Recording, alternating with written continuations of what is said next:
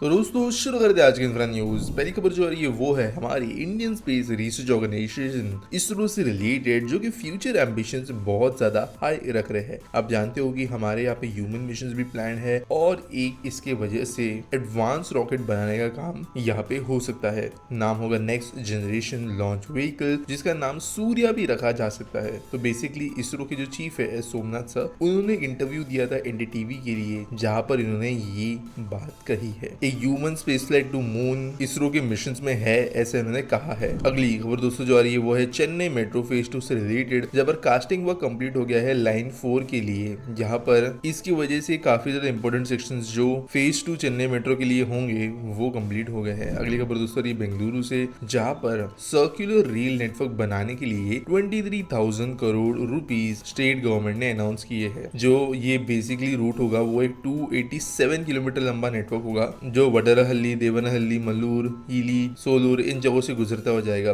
DPR जो है उसका प्रिपरेशन अभी चल रहा है। वैसे मास्टर प्लान 43,000 करोड़ रुपीस का है। और जो रेलवेज है उन्होंने 93 rail over bridges, road under bridges, ऐसे अलग अलग जो है जगह मेंशन की है, जिनको अप्रूव कर दिया है बनाने के लिए कर्नाटक के अंदर। तो यहाँ पर दोस्तों बेंगलुरु में सबअर्बन रेलवे प्रोजेक्ट के बाद में ये एक बड़ा प्रोजेक्ट होगा। अगली खबर दोस्तों चेन्नई से आ रही है, जहाँ पर लंबे समय के बाद में लो फ्लोर बसेस फिर से आ गई है। तो यहाँ पर पहली fleet of low floor buses 6 साल बाद में चेन्नई में पहुंची है। ब्लू कलर की बसेस है और इनको स्टेशन किया गया है कोरमपेट डिपो के अंदर। 70 पैसेंजर्स की इनकी कैरिंग कैपेसिटी होगी और अगले महीने इनको पैसेंजर्स के लिए लॉन्च किया जाएगा। तो दोस्तों बेसिकली चेन्नई के अंदर हो ये गया था कि लो फ्लोर बसेस को लाना बंद कर दिया गया था। इसके बाद में कुछ लोगों ने जो है एक्टिविस्ट जो होते हैं उन्होंने ये प्रोटेस्ट किया था कि जो डिसेबल्ड पैसेंजर्स है उनके लिए बोर्डिंग लाइटिंग इससे डिफिकल्ट हो गया है। यहाँ पर जो एमएटीसी है उन्होंने कहा था कि high cost constraints, floods, narrow streets, इसके कारण वो लो फ्लोर बसेस नहीं खरीद रहे हैं। लेकिन कुछ चेक्स वगैरह किए गए और बाद में लो फ्लोर बसेस को खरीदने का डिसीजन लिया गया।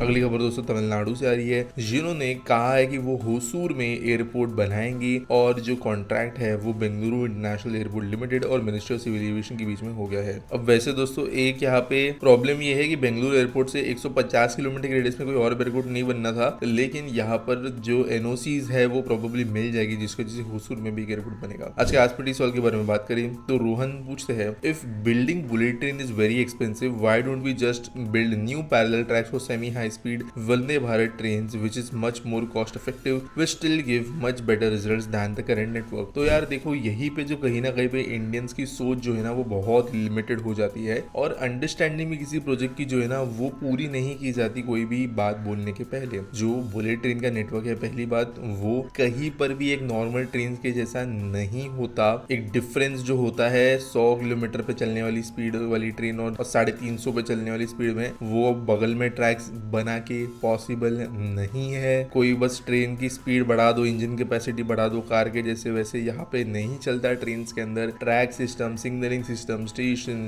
जो ट्रैक जिसके ऊपर बने हैं वो वायाडक्ट्स, सब चीजें चेंज होनी पड़ती है। और भारत एक बहुत बड़ा देश है, हमें जो है अगर कोई 8 घंटे की जर्नी है तो वो 14 घंटे की बन जाती है अगर 70 to 80 किलोमीटर पर आवर का स्पीड में फर्क आ जाता है। तो बुलेट ट्रेन और कोई जो नॉर्मल हाई स्पीड ट्रेन है ये लॉन्ग डिस्टेंस में जब ट्रैवल करती है तो एक दिन में आना जाना और एक दिन आना एक दिन जाना इतना फर्क पड़ जाता है किसी भी ट्रैवलिंग प्लान के अंदर। यहाँ पर एट द सेम टाइम जो है पटरिया जो अभी एग्जिस्ट करती है, इसके बगल में पटरी बना के भी जो है स्पीड कुछ खास अटेन नहीं की जा सकती। जो लोग बोलते हैं ट्रैक हमारे देश के अंदर अपग्रेड करने की जरूरत है, तो यहाँ पर जो एक्चुअल जो लिटरल पटरिया है जिसका स्टील है, स्लीपर है, स्विचेस है, पॉइंट्स है, ये एक कंसर्न तो है लेकिन ये बहुत बड़ा कंसर्न नहीं है। मेजर स्पीड रिडक्शन जो है वो ट्रैक की क्वालिटी या लिटिल क्वालिटी नहीं, उसके डिजाइन की वजह से आते हैं। घाट सेक्शंस हो गए, टनल्स हो गए, कर्व्स हो गए, उनके कारण रिस्ट्रिक्शन आ रहा है। पटरी के अंदर स्टील खराब इतना लगा हुआ है उसकी वजह से नहीं आ रहा है। और ये अंडरस्टैंड करने के पहले जो है लोग कमेंट करते हैं ट्रैक क्वालिटी पे ऊपर, ट्रैक क्वालिटी नहीं, ट्रैक डिजाइन का बड़ा इशू है। क्योंकि अगर ट्रैक क्वालिटी इंडिया में खराब होती तो जितनी फ्रीक्वेंसी में हमारे यहाँ पे ट्रेन चलती है, हर 3-4 मिनट में ट्रेन गुजरती है, वो कभी भी पॉसिबल नहीं हो पाती। सिग्नलिंग सिस्टम जो है एक सीट के बाद में जो है काम में नहीं लिया जा सकता नॉर्मल वाला। सेफ्टी सिस्टम्स अलग होते हैं और जो बुलेट ट्रेन का नेटवर्क है वो इंडिपेंडेंटली अलग से बेटर बनना जो है वो बहुत ज्यादा जरूरी है। आपके पास कोई सवाल होगा तो आप कमेंट सेक्शन में मुझे पूछ सकते हो। अगर आप कोई न्यूज सबमिट करना चाहते हो तो उसके लिए आपको डिस्क्रिप्शन में लिंक मिल जाएगी।